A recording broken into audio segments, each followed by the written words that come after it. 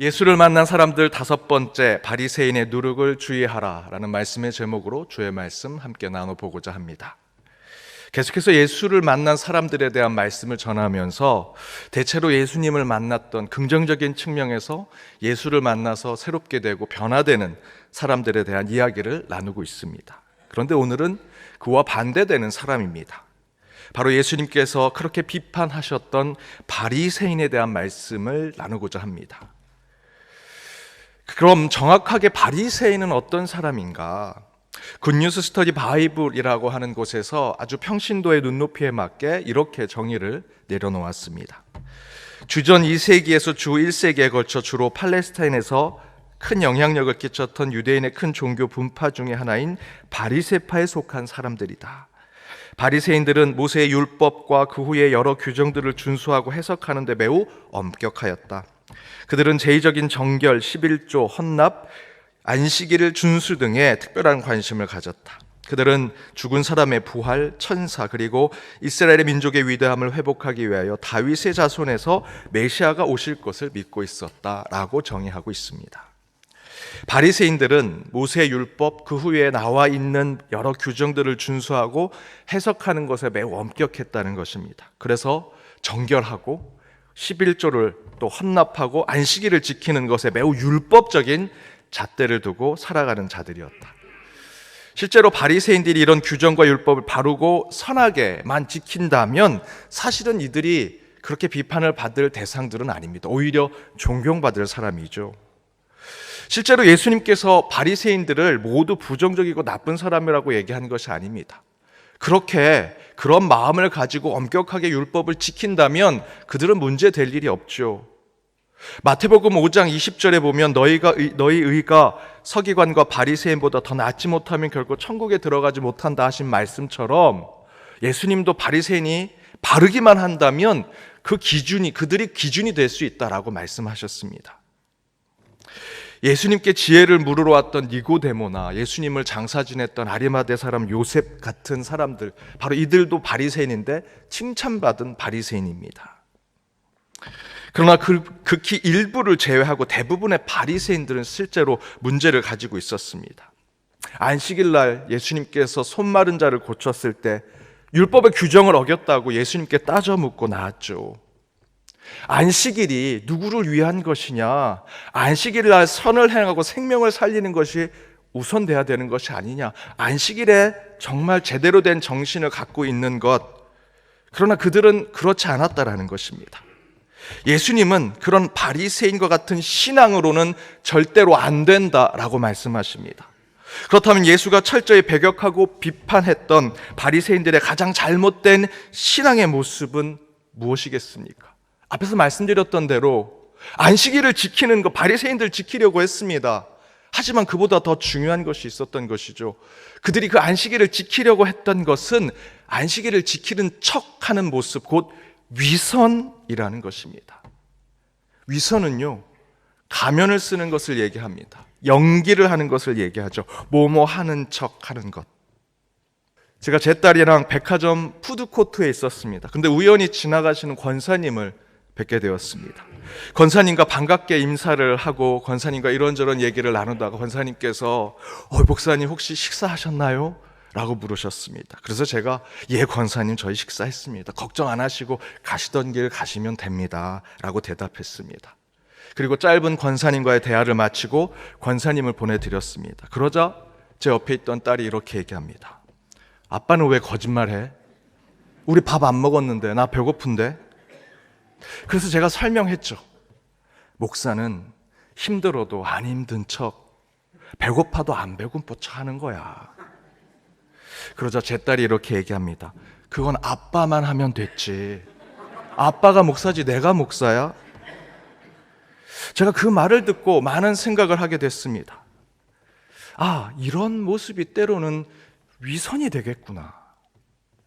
이런 바리새인과 같은 위선으로 나는 대단한 공로를 세우고 선행을 하고 누군가를 배려하고 좋게 만들어주는 것처럼 보였지만 그런 저의 때로는 위선적이고 가식적인 모습으로 때로는 내 가족, 내 이웃, 타인이 나의 그런 잘못된 모습과 때로는 위선적인 모습으로 고통을 받고 상처를 받을 수 있겠구나.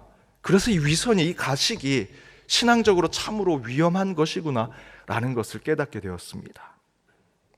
제가 학교 다닐 때 곳곳에 붙어있던 표어가 있었습니다. 그 중에 하나가 학생이 주인된 학교. 하지만 그때 당시 다녔던 저와 또는 저보다 좀 위에 되신 세대분들이 이런 교회 학교 곳곳에 붙어있는 표어를 보시면서 어느 누구 하나 이 학교가 내가 주인인 학교다라고 생각하시면서 학교를 다닌 사람이 없었을 것입니다. 매번 교장 선생님, 교무 주임 선생님이 훈화 말씀에 학생이 주인된 학교라고 얘기하면서 저희들에게 그런 말씀을 전했지만 그 말씀이 위선이요 가식인 것을 늘 생각했습니다. 학창시절 그 구호와 그 표어가 전혀 우리에게 감동이 되지 못했습니다. 왜냐하면 그것은 가식과 위선에 불과했으니까. 그런데 문제는 그런 일상 속에서 느끼는 위선적인 모습이 우리 교회 안에도, 여러분의 신앙 안에도 나타난다라는 것입니다. 예수님께서 가장 싫어하셨던 그 바리새인의 위선적이고 가식적인 모습, 그것이 우리 안에 있다는 것이죠. 캐나다 카네서스 교회 캐리 뉴호프 목사는 현대 기독교인들이 도리어 바리새인의 모습이 더 많이 나타나고 있다라고 얘기하면서 그 바리새인과 같은 기독교인들이 나타나는 어법을 소개합니다. 그 가운데 5개를 소개해드리면, 만약 그가 성경을 나처럼 잘 알았다면 그의 삶이 더 나아졌을 것이다. 어느새 저와 여러분은 현대 바리새인이 되어서 성경 말씀을, 그 말씀 가운데 예수 그리스도의 복음을 찾아야 되는데 그 말씀 가운데 잘되고 번성하고 축복받고 그 말씀을 율법처럼 생각해서 그 율법을 지키면 잘 될 거야 라고 하면서 상대방을 정죄하고 또는 상대방을 비교하고 있다는 것이죠. 난 율법, 난 성경 말씀을 잘 지켜 라고 얘기합니다. 그런 사람들과는 절대 만나서는 안 돼. 저와 여러분이 어느새 현대 바리새인들처럼 되어서 우리 안에 울타리만 만들어 놓고 그 바깥에 있는 사람들은 우리와 다른 사람들이야, 저들과 섞여서는 안 돼, 이방인들이야 라고 생각하는 것이죠. 어떻게 선교하겠습니까? 성경 말씀의 핵심은 땅끝까지 이르러 복음을 전하는 것인데, 또한 하나님께서는 내 기도를 들어주실 거야. 기도는 하나님과의 대화입니다. 내 위주로 되는 것이 아니라 하나님의 뜻을 쫓아가는 것이 기도가 되어야 하는데, 바리새인처럼 중언부언하고 보이는 데서 기도하는 모습이 우리 가운데 나타나는 것이죠. 또한 마지막에 너희들은 더 열심히 할 필요가 있어. 더 열심히 기도하고 더 열심히 말씀을 지키고 더 율법을 지키면 하나님이 복 주실 거야 라는 바리새인의 위선적인 표현이 우리 입술 가운데 있다는 것입니다. 또한 불편한 진실, 내 안에 바리새인이라는 책에서 저자인 허베스톨은 이렇게 얘기합니다. 우리가 바리새인을 완전히 나쁜 존재, 구제불능의 사람이라고 치부하면서 늘 성경 공부할 때 바리새인은 정말 나쁜 사람이야, 저희들이 막 후들어 치죠. 야, 바리새인 정말 그렇게 살면 안 돼 라고 하면서 우리하고는 전혀 상관없는 존재로 바라보지만, 실제로 그렇게 바리새인은 우리와 상관없는 완전히 나쁜 사람들이라고 얘기하니 오히려 우리 안에 그런 바리새인적인 문제가 있을 때 우리를 돌아보지 못하게 되더라는 것입니다. 나를 돌아보지 못하고 내 안에 있는 바리새인적인 문제를 깊이 성찰하지 못하게 되니 도리어 현대 그리스도인들이 더 바리새인화 되어가고 있다라고 이야기하고 있습니다. 바로 오늘 본문도 그런 우리 안에 있는 신앙의 문제를 정확하게 지적하고 있습니다. 1절을 한번 보십시오. 우리 1절을 함께 읽어보도록 하겠습니다. 함께 읽겠습니다. 그동안에 무리 수만 명이 모여 서로 밟힐 만큼 되었더니 예수께서 먼저 제자들에게 말씀하여 이르시되 바리새인들의 누룩 곧 외식을 주의하라. 1절 앞에 무리 수만 명이 모여 서로 밟힐 만큼 되었다라고 얘기합니다. 예수님이 가는 곳곳마다 누가복음을 보면 수만 명이 모이고 수만의 무리들이 모이는 것을 표현하죠. 이 표현만 본다면 예수님은 대형 교회를 세울 수 있는, 정치적인 세력화를 만들 수 있는, 나라와 국가도 세울 수 있는 능력을 보여주십니다. 수만 명이 몰려오는 교회를 세우고 거기서 복음을 전하면 얼마나 좋을까? 그렇죠?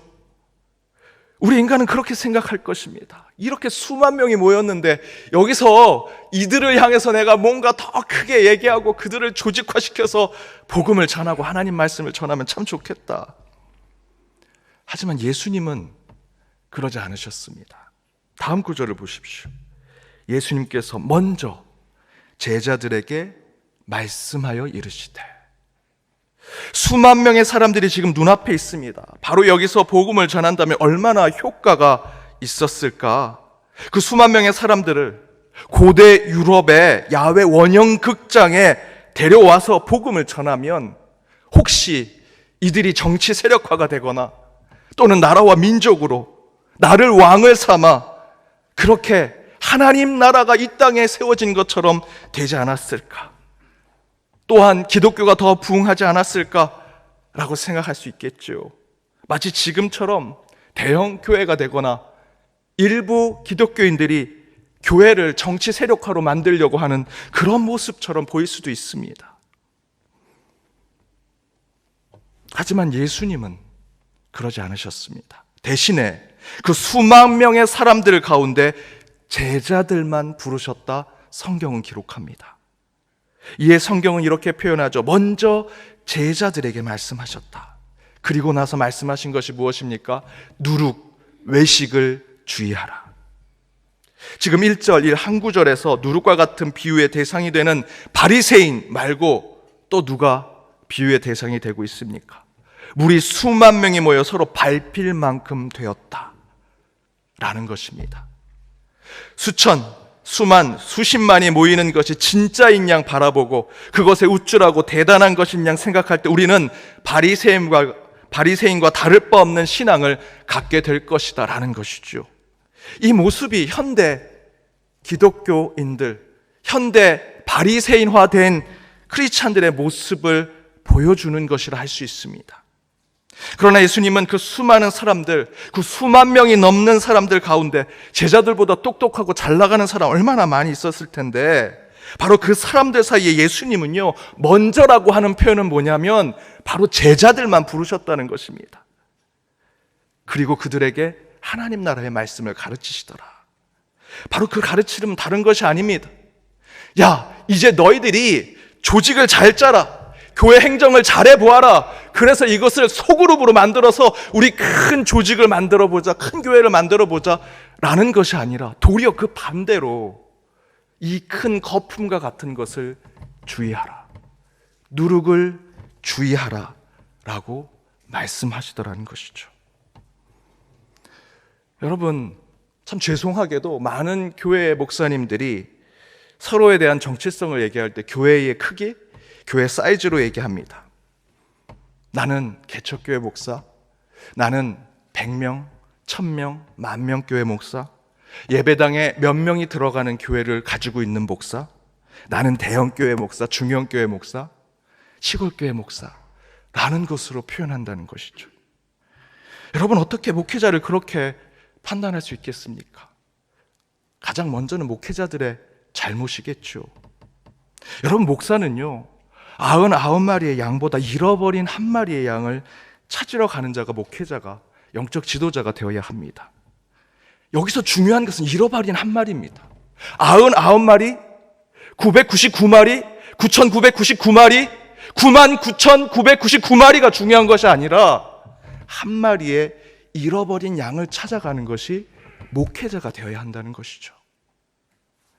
따라서 예수님께서 그 수만, 밟힐 만큼 될 만한 수만의 무리 가운데 제자들만 따로 부르시고 그들에게 누룩을 주의하라, 이 거품을 주의하라, 이 포장된 것을 주의하라는 것은 하나님의 말씀입니다. 그런데 예수님께서 그 수많은 사람들 가운데 제자들만 따로 부르셨습니다. 그리고 말씀하신 것이 자랑하지 마라, 뽐내지 마라, 가식과 위선 떨지 마라 라고 말씀하셨습니다. 목사인 제 입장에서는 솔직히 수만 명이 모이면 좋지요. 기분이 좋을 것 같습니다. 그런 교회 부럽고요. 세상에서 잘 나가는 사람들 많이 모인 교회, 그래서 몸이 좀 아프면 그 의사 대신 성도님께 전화해서 새치기에서 제일 앞에 순서로 받는 것, 변호사, 검사 많아서 법적인 문제 있으면 교회가 그런 문제 다 해결하고, 구청, 시청, 정부의 요직에 있는 높은 관직에 있는 사람들이 있어서 그분을 통해서 민원 다 해결하면 얼마나 좋겠습니까? 그렇게 사람들이 몰려오면 저 같은 경우엔 우리 교회가 달라질 것 같고 정말 대단한 교회가 될 것 같은 상상이 됩니다. 그런데 여러분, 죄송하게도 저는 그러지 않으려고 노력하는 목회자입니다. 그 이유는 바로 오늘 본문의 예수님의 말씀 때문이죠.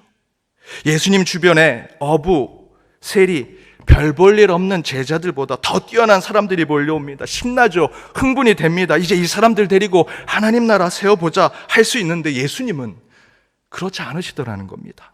먼저 그 별 볼 일 없는 제자들만 따로 불러서 말씀하십니다. 위선을 조심하라. 여러분, 이것이 하나님의 말씀입니다. 눈에 보이는 99마리, 999마리, 9999마리가 중요한 것이 아니라 잃어버린 한 마리의 양을 찾는 것이 교회가 되어야 하고요, 영적 지도자가 되어야 하고, 또한 저와 여러분과 같은 성도가 되어야 한다는 것이죠. 이번 장로 선교 피택 받으신 8분 우리 피택 장로님들께 제가 여러 가지 부탁을 드리면서 편지를 썼습니다. 그런 가운데 이런 얘기를 그 가운데 썼습니다. 피택 장로님, 예의를 지켜주십시오. 여기서 예의를 지키는 것은 목회자에게, 선배 장로에게, 교회 어르신들에게 하라는 말씀뿐만 아니라 더 중요하게 예의를 지키셔야 하는 대상은 젊은 세대와 주일학교 자녀들입니다. 5월 7일 설교대로 여러분은 온 세대의 대표가 되신 것입니다. 따라서 주일학교 영화부에서부터 청년부까지 얼마든지 반말을 해도 될 수 있는 가까운 성도들에게도 이제는 연동교회 장로로서 예의를 지켜주십시오. 장로님은 교회 어른이십니다. 교회 얼굴이십니다. 여러분의 모습이 연동교회 그 자체가 될 것입니다. 이제 모든 세대, 교회 안팎의 모든 이들을 향한 친절함과 따스함의 예의를 지켜주십시오. 저는 한국 정치인들이 참 싫습니다. 정말 싫습니다. 선거할 때는요, 간이라도 빼줄 것 같습니다. 가끔 우리 교회 오신 정치인들도 똑같이 얘기하십니다. 정작 당선이 되면 고개가 뻣뻣해집니다. 낙선된 분도 똑같습니다. 그것처럼 나쁜 위선이 어디 있겠습니까? 그런데 우리의 신앙이 때로는 그 정치인들의 모습을 쫓아갈 때가 있습니다. 그러면 안 되지요. 그래서 피택 장로님들께 부탁드렸습니다. 예의를 지키시되 내게 이득이 되고 내게 혜택을 줄 대상들에게만 예의를 지키고 친절하지 마시고 영아부에서부터 젊은 세대, 새가족들에게까지 친절함과 예의를 지키시는 그 진심을 보여주는 신앙을 보이실 때 참된 장로님이 되실 수 있고, 또한 저와 여러분도 하나님께 칭찬받는 하나님의 자녀가 될 수 있다라는 것입니다. 여러분, 위선과 가식은 언젠가는 반드시 드러날 것입니다. 진실을 숨기고 정직하지 못한 삶으로 신앙을 지킨 자들은요, 반드시 하나님이 심판하십니다. 오늘 본문에 그 얘기를 하시죠. 2절과 3절입니다. 함께 읽어보겠습니다. 감추인 것이 드러나지 않을 것이 없고 숨긴 것이 알려지지 않을 것이 없나니 이러므로 너희가 어두운 데서 말한 모든 것이 광명한 데서 들리고 너희가 골방에서 귀를 대고 말한 것이 지붕 위에서 전파되리라. 위선과 가식, 가면을 쓰고 여러분 연기하는 그 모습, 끝내는 하나님께서 다 가면을 벗기시고 곳곳에서 그 연기와 같은 것이 거짓임을 밝히 드러내신다 말씀하고 계십니다. 그래서 우리 주님은요, 위선과 가식에 찬 이들 심판하십니다. 반대로 주님 앞에 정직하고 진실한 자를 끝까지 붙들어 주십니다. 저는 우리 하나님께서 의리가 있으신 분이라 생각합니다. 저와 여러분이 하나님 앞에 정직하고 진실하게 나가면 하나님은 그 믿음과 신뢰, 끝내는 그 의리를 지켜주실 것입니다. 개척할 때 사람이 없어서 몇 명 안 돼 제자들, 같은 성도들 뽑아놓고 가다가 갑자기 수만 명이, 많은 사람들이 그 개척교회에 몰려옵니다. 교회가 큰 교회가 되고 인재가 많은 교회가 되죠. 그렇게 되면 그동안 수고했던 이들보다 더 좋고 더 높고 더 뛰어난 이들과 교회를 운영하고 싶어 합니다. 하지만 우리 예수님은 그 거품처럼 누룩처럼 몰려든 사람들에게 흥분하고 들뜨지 말라라고 말씀하십니다. 그리고 이렇게 말씀하시죠. 그 수만 명의 사람들 가운데 먼저 제자를 불러라. 그러면서 온갖 화려하고 뛰어나 보이며 세련되고 더 크고 대단해 보이는 것들 안에서 하나님은 내게 주신 그 작은 것을 가장 정직하고 진실하게 지키는 자들을 하나님께서 먼저 지키시더라라는 것입니다. 그러나 때로 그 제자들과 수만 명 사이에 끼어 있을 때 그 발에 밟힐 정도밖에 되지 않는 제자들이면 내가 인정받지 못하면 어떡하나, 하나님이 나를 버리시면 어떻게 하는 걱정과 두려움에 빠질 수 있지요. 생각해 보십시오. 그 제자들 별 볼일 없는 자들 아닙니까? 그런데 그 수만 명 가운데는요, 세상에서 높은 관직, 뛰어난 지식을 갖고 수만의 경험을 가진 자들이 몰려왔을 것입니다. 그들 사이에 우리는 별 볼 일 없는 자들이지 예수님께서 우리를 버리겠다라는 걱정과 근심 가질 수 있습니다. 그런데 오늘 본문에서 가장 많이 나오는 표현이 뭔지 아십니까? 12구절 가운데 두려워하지 말랍니다. 두려워하지 말라. 위선과 가식이 아닌 작고 연약해 보이며 별 볼 일 없어 보이지만 하나님이 여러분에게 주신 그 작은 경험, 보잘것없는 그 지식, 너무나 작은 불빛과 같은 여러분 안에 있는 비전과 그 계획을 진실하게 붙들고 살아간다면 우리 주님이 말씀하십니다. 두려워하지 말라. 먼저 내가 너를 부르겠고 너를 지켜주겠다. 6절에 이렇게 얘기합니다. 참새 5마리가 두 아사리온, 이 아사리온은요 가장 낮은 화폐의 단위입니다. 그것에 팔린 것 같은 존재가 될지 모른다고 여러분, 우리가 그렇게 두려워할지라도 하나님께서 말씀하십니다. 내가 너를 잊지 않겠다. 7절에 이렇게 이야기하죠. 그 수만 명이 몰려할 때 그 발필밖에 안 되는 그 보잘것없는 존재에 불과하지만 내가 너의 머리칼까지 세면서 너를 세워줄 것이고 너를 먼저 불러줄 것이다 약속해주고 계십니다. 사랑하는 여러분, 세상이 참으로 화려합니다. 대단해 보이죠. SNS에 살아가는 사람들의 모습을 보면 정말 다들 부자입니다. 다들 너무나 잘 삽니다. 아무리 포장된 세상이라도 감히 엄두를 내지 못할 삶을 살아가는 사람들이 너무나 많습니다. 그러나 우리 주님이 말씀하십니다. 포장되고 꾸며지며 거품처럼 부풀어 오른 세상의 위선과 가식에 진실된 내 신앙을 지켜라.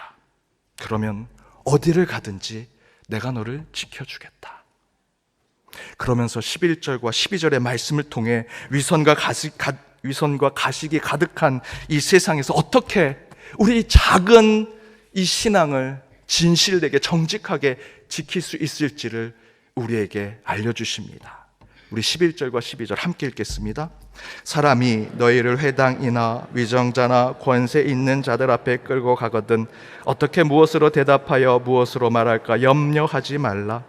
마땅히 할 말을 성령이 곧 그때에 너희에게 가르치시리라 하시니라.